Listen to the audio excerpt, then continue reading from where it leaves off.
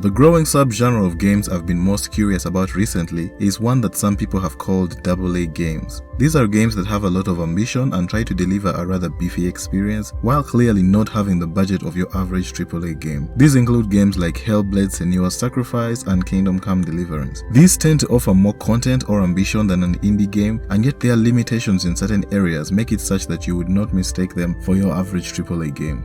It is in this grey section that our subject for today finds itself. I found it a bit difficult to come up with assessments for the game's various aspects, as there has to be a balancing act between what was limited by available resources and what I liked or didn't like as an artistic or technical choice. I will, however, still do my best to deliver my thoughts on what I liked and didn't like about Plague Tale, and then give my recommendations for who I think will get the most out of this title.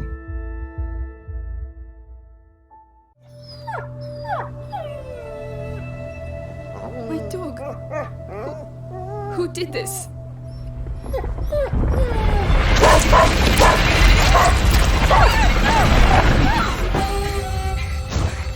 Leon! What devilry is this? We must go. Immediately.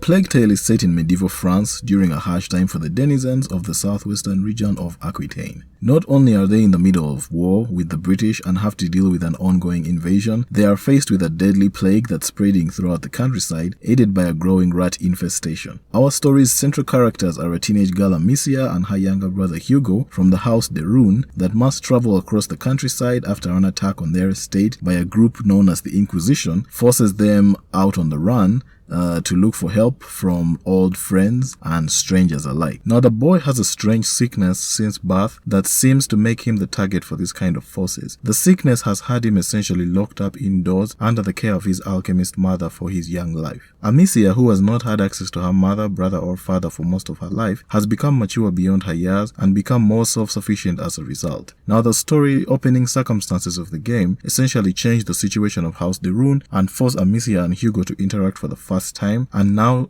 basically to rely on each other in order to survive against forces that both outpower and outnumber them. Throughout the journey in the main campaign, we get to explore the relationship between these two characters, which is the focus for most of the story. Amicia, being the older of the two, has to balance the difficult task of having to handle her brother on multiple fronts. On one hand, she must handle his emotionally fragile state as he's just a 5-year-old boy. On the other hand, she must also deal with his sickness that's constantly worsening his physical condition and could flare up at any time. On another ground, she also has to protect him from physical forces like the environment as well as the Inquisition and other shady characters. The team does meet other characters throughout the game, and these help to provide different perspectives of not just the world and the war, but also the situation of the de Runes, and because these two are nobles, and the characters that they meet, their interactions are colored by this dynamic. To me, the story is easily the best aspect to the game. It's a very linear one in nature, and I think this works well as it allows it to stay focused on Amicia's interactions with various characters at specific times. Amicia is also portrayed in a more realistic way than many protagonists are. She makes the types of mistakes that you would expect someone in her situation to make. She's young herself and hasn't had experience as a caretaker for little children, let alone her own brother. And on many occasions, she makes the worst possible choice on how to handle his emotionally fragile state. Amicia's mother, who is a much better caretaker, has barely interacted with Amicia since Hugo was born, and so any advice she might have had has not been transferred. So while Amicia is a lot more logical and calculating, Hugo is an optimistic but scared child who was not even allowed to go outside prior to the events of the game. Both characters undergo changes during the events of the game, and these are all treated in a rather mature way by the script. The characters in the story are all flawed, they make tough choices, and there are several real and sometimes very tragic consequences to their decisions by the end of the campaign. So is there anything I disliked about the story? Yes, there is a section towards the end that uses one of these Far Cry style drug trip sequences. You know those sections in games where characters sort of hallucinate? I personally felt that this one was not handled very well. I think it was supposed to be symbolic, I just had a problem with how what happens in the illusion translates to what happens in reality. There is also another sequence again towards the end where one character mounts a rescue that I felt was just a bit too cartoonish for me, especially compared with how the rest of the game is portrayed. Outside of those two sections though, I was on board for the rest of it. The story as a whole is gritty, pulls very few punches, and even has an added horror element when the supernatural aspects of the story are introduced. These are represented primarily by the plague rats, these massive swarms of rats that spread disease and in the right numbers can devour humans in seconds. They are an ever-looming threat in the game and they help keep up the tension. The team generally avoids the rats and they begin to understand their behavior and nature more as the story progresses. Sadly, I don't think I can say any more about their nature without giving away key plot points, but their implementation is one of the more interesting mechanics of the game, which should transition us safely to gameplay mechanics. 2. That's why it's called the bite. Well then, think we'll just leave him where he is.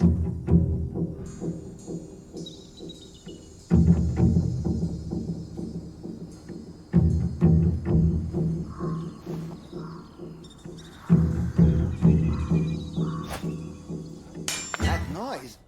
I think it came I'm from not over there. crazy. I heard something.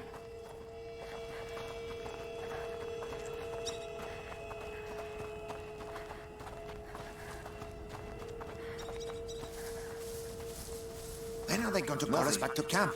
Shit, I it's need nearly to calm dark. down. Yeah, nothing to report. Get ready. We're going to have to stay in the light.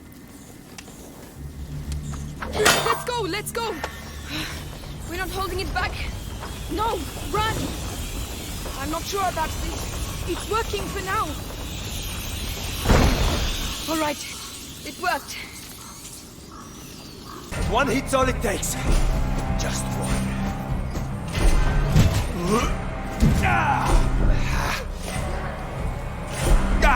You're just a bit rusty.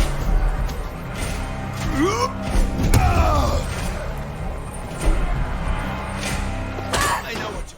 The primary modes for gameplay in Plague Tale are stealth, environmental puzzles, and timing-based actions. There is some combat here, although to a limited degree.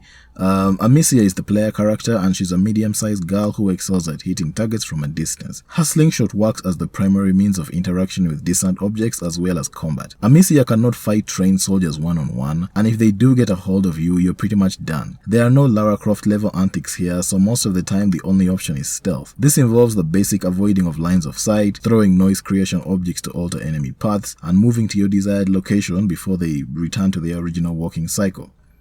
Amicia's slingshot can be upgraded at specific workshops to allow for higher ammunition capacity, faster reloading, aiming, and a few special perks. The resources consumed for this crafting mechanic can be collected across the game world from random objects lying about the place with an interaction icon above them. Later on in the game, as you meet more characters, you will receive new types of alchemical projectiles, from the fire-starting Ignifer to the corrosive metal-melting Devorantis. I had a small smile when they introduced the light-emitting Luminosa later on in the game. I do, however, have to remark on how conveniently some of these are given to Amicia in the story. It almost always happened the exact same way. Amicia and another character run into some situation that your current bag of tricks can't resolve, and then the other character sort of remembers that they've had this all along and just hands it to you. It felt awfully close to Deus Ex Machina at times. Now there is one character that deals specifically in alchemy in the group, so theirs made a lot more sense, but after this happened about 3 times with other characters, I was just shaking my head. The final one in the game is especially hilarious, as I had no idea that character had any connection to alchemy whatsoever. Now, since we seem to have started on some negatives, the enemy AI can be very weak for the most part. Once you understand how it works, it's very easy to manipulate the game and essentially just deflate all tension from at least the human enemies. Unfortunately, it's also not very flexible and can easily break if you do something you're not supposed to. You see, while linearity benefits the story and characters, it tends to hamper the gameplay. Mostly this is because there is very little in the way of options here. Most enemies and encounters must be approached in a very specific way, and any slight deviation from this will either result in a swift death or the game bugging out and making it impossible for you to proceed. So it devolves less into you figuring out the most efficient way to use your array of tools and more into knowing which specific series of actions you need to perform to get past an area. There are a few areas towards the end where this isn't a problem, and this is because the combination of upgrades and new mechanics available to you at that point makes it such that you have more than one way to go about every encounter. Unfortunately, this is only for such a small part of the experience, and yet the rest of the game could really have benefited from that kind of approach. A few mechanics in the game end up not getting a lot of use or opportunity for experimentation, as they are introduced in the game's final moments, which is rather unfortunate in my opinion. Although it's possible some of these could have drastically changed the tone of the game, and maybe that's why that decision was made, I don't know. Anyway, it doesn't take a master's degree in psychology to work out that this game was inspired by The Last of Us. It's something the developers have not shied away from mentioning. The advantage that title has, however, is that while its story and character building are linear, many of the gameplay sections and enemy encounters allow a lot more flexibility in how they can be approached. You see, in The Last of Us, you're given weapons with limited ammo that make lots of noise, and you get to choose how you would prefer to engage. With Plague Tale, there is usually just a visual cue for what you're supposed to be doing. You approach an enemy with a pot nearby, and it's clear you need to throw the pot and get them to move so that you can pass. If they have a metal stash next to them, you need to throw a stone to make the distraction, and so on and so forth. There are also collectibles in the game. These are in the form of various objects that contain journal entries and can provide some extra information about characters, the times, and the nation at large. The element I've left for last is, in my opinion, the weakest and might be the decider for how much you get out of this game. At times, the movement can be very stiff and awkward. The character might walk in an unexpected way. Sometimes a delay in response or awkward motion will lead you straight into an enemy's line of sight when you thought for sure you had stopped moving or turned the other way. Overall, that section could use a lot more tightening up. These are the kind of weaknesses I'm tempted to lay at the feet of the team not having a large AAA budget, but nothing hammers this point more than the graphics. In this area, the game is a lot more modest. It's clear they were working on a budget because the models and animations, and especially facial animations, leave a lot to be desired. Lip sync is also off most of the time, and on occasion I caught main character voice lines continue to play while the model had completely stopped animating. The environments, however, fare a lot better though, and from a middle or far distance, some are actually quite beautiful. The game also has a lot of environmental storytelling, with some of it being hard-hitting and in your face, and some being a little subtler. The time in which the runes are set is one of a lot of suffering brought about primarily through the war and the plague. These two aspects are not always the focus of the narrative, and so the environmental storytelling aids a lot in helping you appreciate the unfortunate situation in this part of France. Another impressive detail from a visual perspective is the plague rats. The team were able to render a large amount of these little guys on the screen at any one time, and it really amps up the tension every time they're on screen. The combination of their large numbers and bright eyes makes them effective at making the player uncomfortable. Their layers are effectively disturbing as well, as they feel claustrophobic and really dangerous to move around in. Overall, the visuals of Plague Tale are definitely not going to win any awards, but the team was still able to create some interesting elements within these limitations. Sound and music. Hugo, please! I'm sorry! Wait! My God! Oh no! Hugo! I shouldn't have shouted! Please listen to me! No! I'm sorry!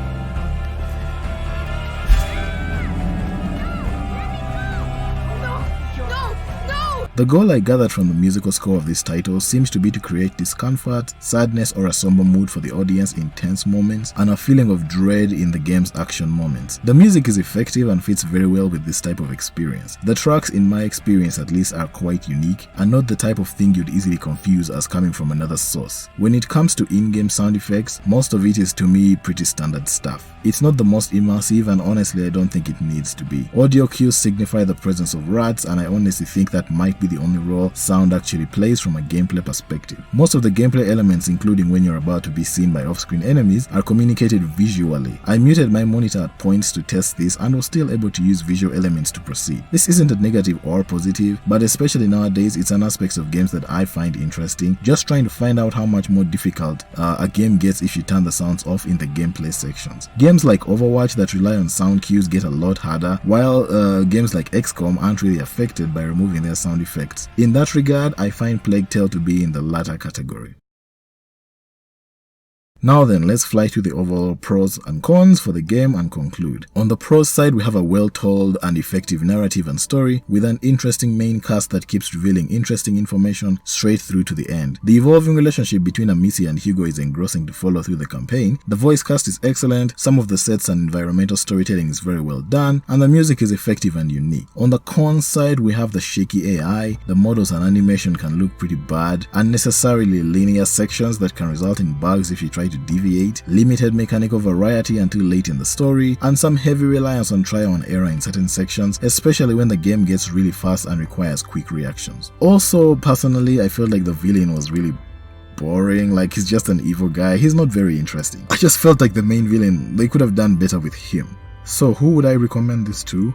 I think the game is a must-own if you're more into story and characters than you are tight gameplay mechanics. If you'd like to experience a unique setting and are willing to tolerate some roughness around the edges to get that story fixed, then this is definitely something for you. On the other hand, if you're looking for a mechanically challenging, complex, and visually alluring game, this might not be the one for you. It also has limited replayability, so if that's high on your priority list, then you might just want to give this one a skip.